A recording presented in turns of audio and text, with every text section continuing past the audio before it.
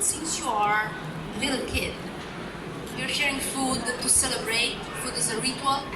Food is something that connects really cultures in different ways, connects countries. Food is not just a commodity. Food is something that helps us to celebrate the most important time in history, but also for big ones. And there are incredible projects now that we see also in the major food industries that actually are taking advantage of what?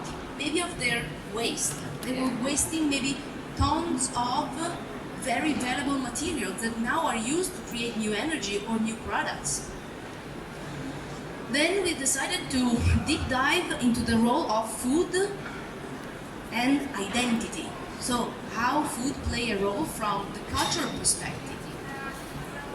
And the last one, that is the most important from my point of view now, is the topic of prosperity. Because we need to help industries and the financial world to find new KPIs. We need really to reshape the entire business ecosystem, because we need absolutely to have new metrics and new ways to make our industries accountable, also from the sustainability environmental perspective. So last year, together with FAO, we decided to launch a program together, and we're very honored about that. I have to say that the first time I entered in FAO many years ago, I discovered that. And I discovered that FAO has an incredible platform created to build capacity inside food industries. We know a lot of startups. We know startups that are providing trainings to farmers that are now working with 4 million farmers in Asia, or numbers like that. When I found out this, I found out the content that FAO already developed, every single day updated. Every single day updated with the latest research. And we organized in 3 locations, the first 3 boot camps. Those boot camps have been super successful, and they were involving different stakeholders, different fellows. Some of them are here today, so I'm very happy. And we were targeting the experiences on 3 ecosystems that needs to be regenerated. The first one, we're thinking about the topic of not only feeding 10 billion people, but having 2/3 of the world living in hyper-urbanized centers within 10 years. So how we're gonna feed people in hyper-urbanized centers, how we're gonna connect people with food in cities, how we can connect them with life. So we decided to run the first one on climate-smart cities in New York. The second was in Japan, and we were targeting climate-smart farms. Maybe you're wondering why you did it in Tokyo, that is as well a climate-smart city maybe. But the amazing thing that was we were running part of the experience in Tokyo, visiting all the most advanced smart farming options to grow food in the city. But we were also spending time and working with the most ancient regenerative farmers, watching how they are growing food in a different way. And then we went in Iceland. We went in Iceland and we were hosted by the community in the West Fjords. That has been a mind-blowing experience, because we picked a city that was completely collapsed in the last 20 years because of the fish market revolution. And was a city that had, like 5 years ago, 1,000 citizens, and now has less than 100 citizens. And we were working with a fisherman, the old one, but also the most innovative one. We were working with industries that are taking all the waste from the fish production, transforming it into hyper-technological pen to cure your skin, or finding amazing solution really to create a regenerative system.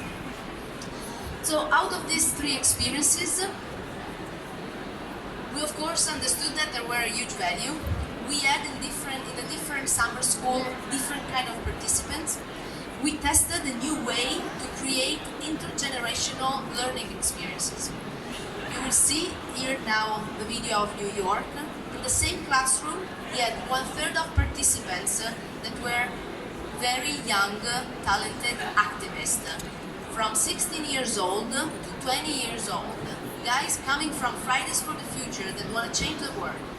1/3 of the participants were PhD, researchers or start-uppers with a strong vertical knowledge on a specific technology.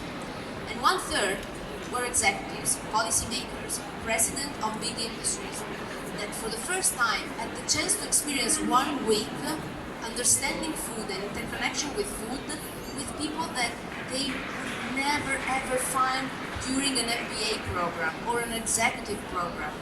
And for them it's been, of course, a game-changing experience.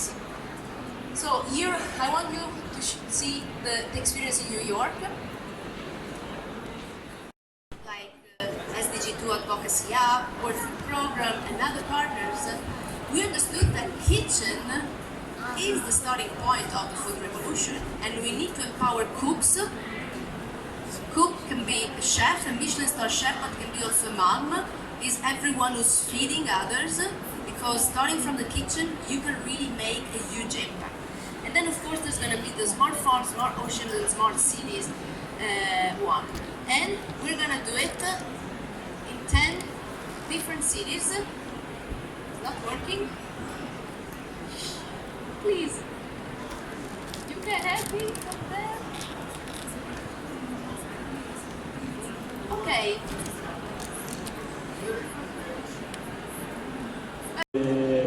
Order to share all these best practices and innovative project ideas. We collect a project from more than 100 countries. In the last edition, most of them, 2/3 of the project come from developing countries, and more than 50% come from Africa. And this means also that there is a growing important role of African countries and developing countries in innovation, in finding solution for food safety and food security in their country with mixing local tradition and innovation.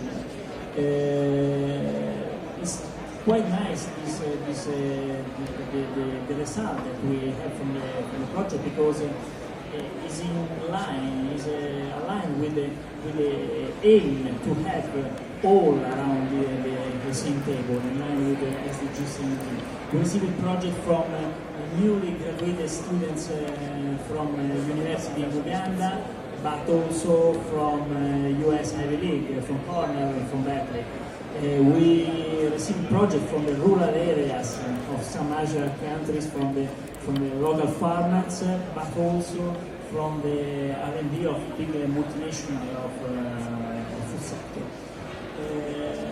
Well, these are the winners of our international award. We have eight winners. Of course, our goal is to trying to support all the participants, but we focus on our 8 winners. And now I would like just to spend 1 minute for each project in order to present all the projects that are already tagged with the 5 pillars of the tools developed by FAO and Future Food Institute. So the first is Afro-Zero, that is the winner of the category of the overall category that developed as an Italian companies, but based with a spin-off in Kenya. They developed a technology, an ozone-based post-harvesting technology that eliminates 95% of aflatoxin. Aflatoxin is a very dangerous mycotoxin that affects pulses and grains. More than half of the entire world population is exposed to aflatoxin, of course, because it affects the most basic commodities in the world. This project is quite strategic for many countries, and has an impact not only in the food safety, but also in the income of most of the population of the world that are farmers of these staple crops, not cash crops. The second one is ENEL farming from Japan. The winner of this the the proponent of the project participated also in a workshop of the Future Food Institute Summer School in Tokyo. They developed simply a biodegradable free farming made of hydrogen to do agriculture everywhere. So they can do agriculture through this film, even on the desert, even on the asphalt, even here on this stage, using less than 1/3 of the water needed for hydroponics and 1/3 of the conventional farming in soil. Of course, the problem faced by this innovation is both of soil degradation due to climate change, due to the pollutants, due to all the inputs not organic that we use all around the world for making agriculture, and the water scarcity, of course, that will be more and more a problem in the next year. The third winner of the overall category is AgriProtein. AgriProtein is a project in collaboration between UK and South Africa. It's quite basic. It's not so it's not so novel because they use fly larvae of the black soldier fly larva to feed organic waste to produce high quality of bioproducts, mainly mag meal used instead of soybean for animal feeding. They also produce mud fat, that is a carbon zero fat from this cycle, and mud soil, that is the dry part of the waste that we use for fertilizer. So the innovation here is not the creation of this circular economy treating of the waste, but the business model that they implement that is very successful, and the company is growing and is growing a lot in the last year, collecting many money also from the venture capital from all around the world, because they work jointly even with the public administration and local administration. The winners of the women category is Harmony. It's a project from Iceland. Even the CEO of this project participated in the Future Food Institute summer school in Reykjavik, which is the problem that they face. So the problem, many problems, but the most important problem is the production of nitrogen fertilizer, that are the most used fertilizer in agriculture, that are products generally using ammonia, and ammonia is responsible for 1%, it seems is a lot, of the global emission of CO2. They realize a technology that is under patenting for producing this nitrogen fertilizer directly on the spot, directly on farm, only from three inputs that are quite renewable energies, mainly solar, water, and air. So, which are the main gain of this technology? That, of course, there is a complete stop of CO2 emissions, so it's a fertilizer carbon neutral, no handling and transportation, so cutting also the CO2 of the transportation and the dangerous and hazardous using nitrogen from the large industry scale, and that is also less expensive than the traditional methods. The other project is Phosphate, it's an Italian project belonging to the category of young people under 35. It's proposed by young researchers of the Italian National Research Council, and propose to close the cycle of fish waste. Fish waste all around the world is a very big and impacting waste, because it's responsible for a lot of emission with not CO2 but with methane, so there is the biggest organic materials that mechanism is the rest of fish, even because 60% of the fish waste of the fish consists in non-edible parts, so skins and bones and so on. So there is a big industrial but also artisanal waste. All around the world they develop a smart form of fertilizer obtained by recycling of phosphate usually byproducts, reducing the impact of the emission of greenhouse gases, and also providing an income more from 20 to 40% to the local fishery communities around the world. CAMG is the winner of the Agro-Food and Biodiversity category. It's a project coming from Cameroon. They simply realize it's more an idea, an innovative idea than the technology, because they simply realize that apiculture is a climate smart solution to protect forests from bushfires. So in Cameroon, that has the first and most important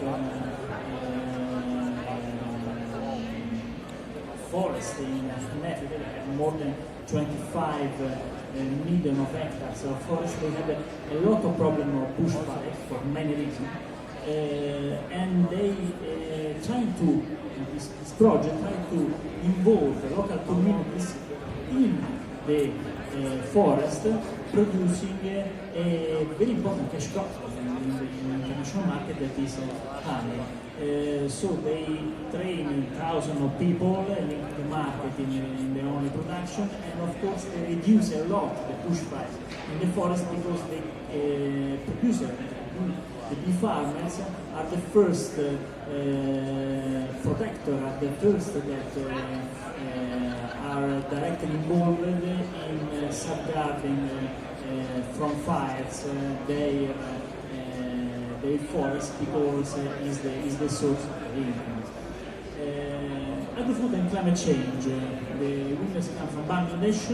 They implement a project in order to cultivate in sandbar cropping. So in a country like Bangladesh, they have a big problem of flooding.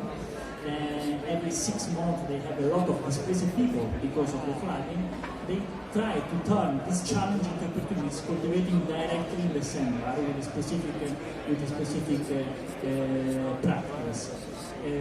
So they increase also the riverbank protection of the rivers, and they include in this sustainable and also from the economic point of view practices in order to directly give an income more to the local farmers.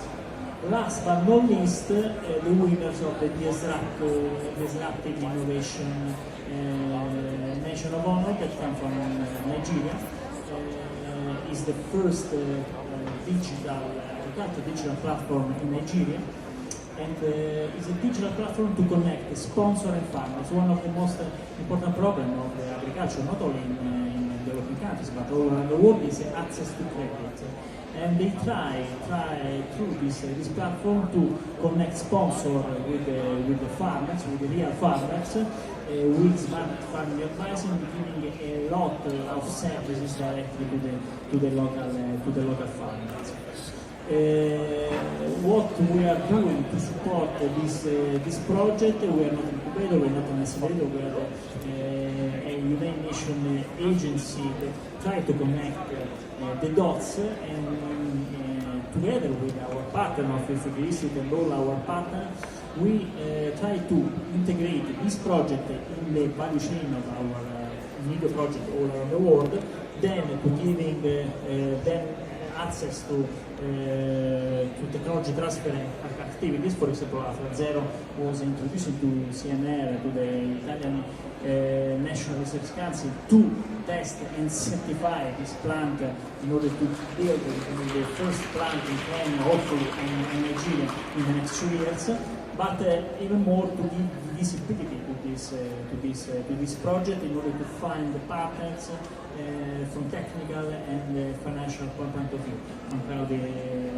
And Harmonia are just the most recent winners that were included in important events like our general conference and the most important event on investment in the Gulf region in Bahrain the last month. So thank you for your attention. I'm here if you have any question more. Thank you, Sara, again. Thank you so much. I know that we're almost closing down the pavilion, but we wanted also to work with us. Christian is one of the founders of the Rice Exchange platform, but again, it's strictly connected with the market and the place where also legal acts. I wanted to give at least a glimpse of the presentation of Rice. We are partner of the Rice platform. Why? Because rice, we know, is a crop that is feeding the majority of the people in the world. It's one of the lucky 5 crops. So we need to increase biodiversity. Anyway, this is for sure a source of life for many populations. And they were able to mix traditions of those farmers and innovation, crypto, blockchain, the finance world. So I want you to be super fast, but to share your project because. So what I suggest is that I have a video which is 1 minute and 51 seconds, and when we see the video, I can skip almost half of the presentation and I come only to the sustainability part. For thousands of years, rice has been one of the most important staple foods in the world, and its importance is only growing. More than 4 billion people depend on rice as a daily staple, and 1 billion people depend on the global industry for their livelihoods. However, the global rice market faces a legacy of serious systemic challenges, including market volatility and uncertainty, production pressures, and raw inefficiencies. Coupled with these challenges are increasing environmental concerns, climate change, growing populations, freshwater availability. But what if there was a way to make the rice trade healthy, transparent, and sustainable, to motivate farmers to continue growing rice, to alleviate market volatility, and to increase food security? Applying at scale, blockchain technology offers a solution by providing a trustworthy means of tracking and verifying market data. Rice Exchange employs the blockchain to enhance fairness, transparency, efficiency, and quality,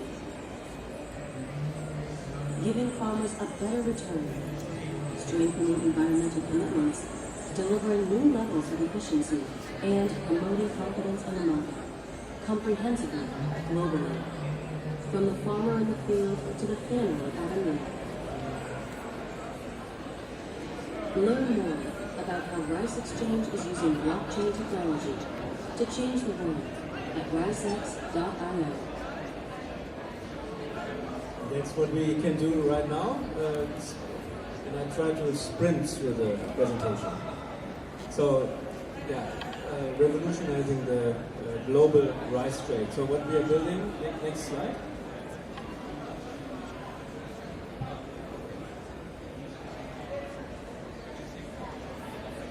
Rice is the largest staple food in the world. We have heard this. 4 billion people eat rice. 1 billion people depend on rice as a livelihood.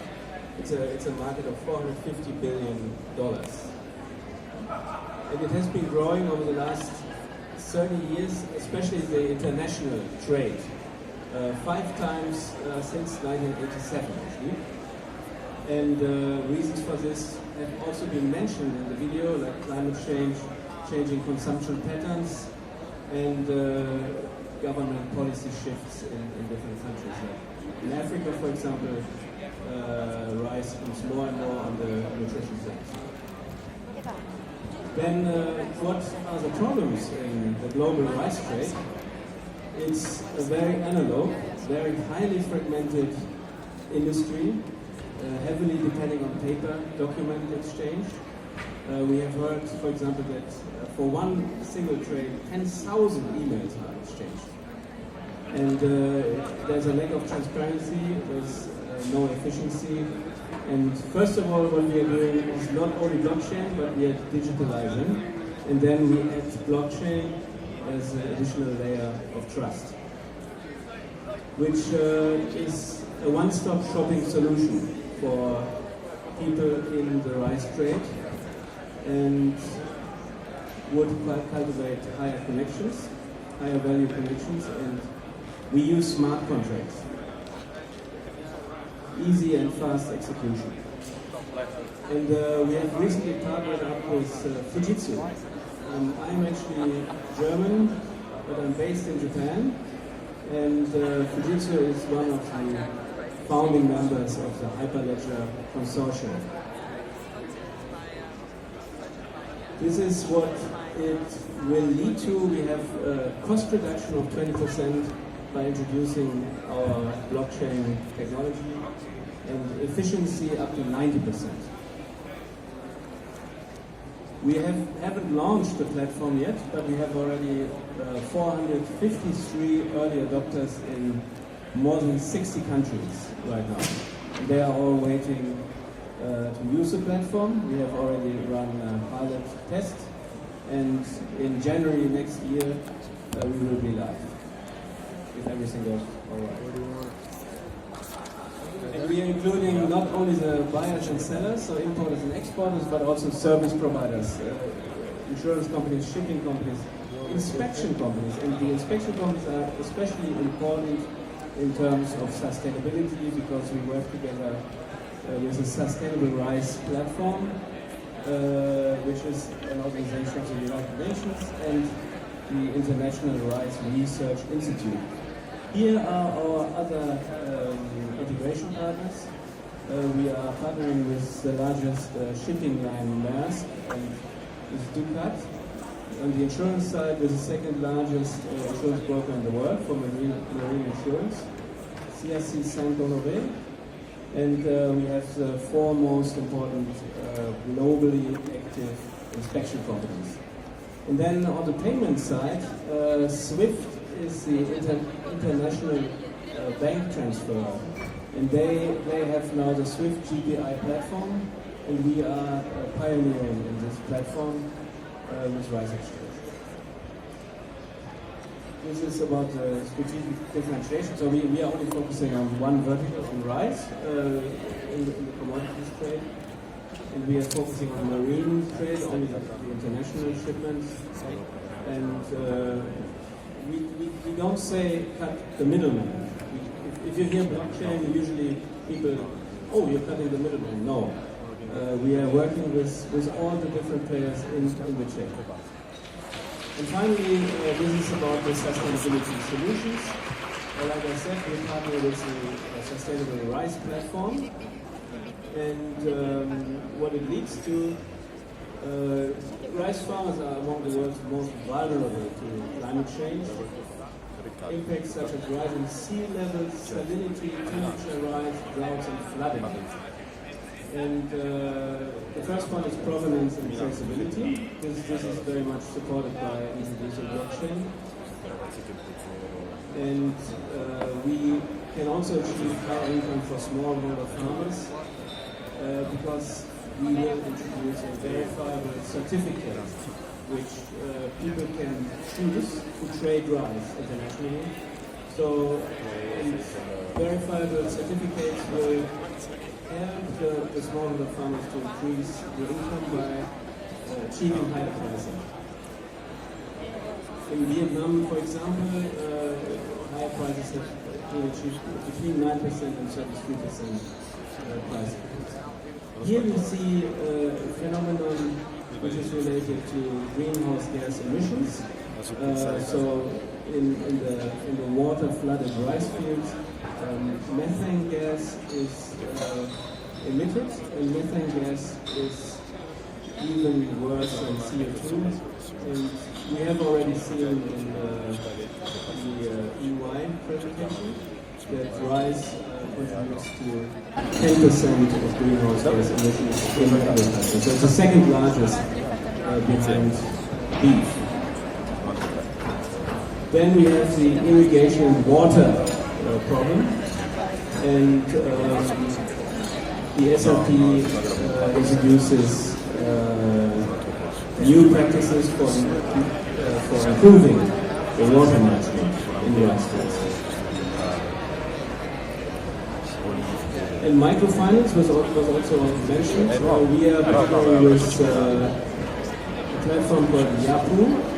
It's a German company, and they are very active in Africa and in Asian countries.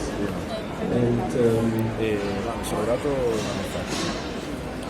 then fair prices to the consumer as well.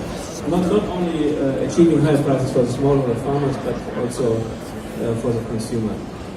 And we can reduce food waste. But all these parts which I'm introducing here are related to the blockchain on the one hand, and on the other hand, in our collaboration with the SRT. Food security is very important.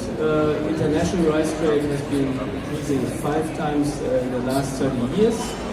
And why is that? Because we have climate change, we have flooding, we have drought, and we have loss of harvest. For example, the Philippines, the big typhoon made a loss of 250,000 tons of paddy rice.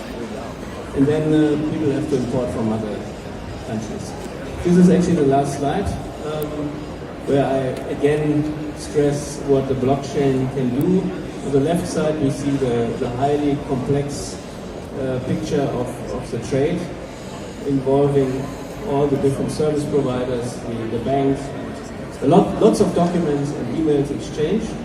And on the right side, it looks much more structured, more detailed, and each of the steps is actually locked in a smart contract as a hash and is providing a solution for more efficiency and traceability and all these kind of things. So, muchas gracias, because we are in Spain, but in the Italian terminal, what do you say?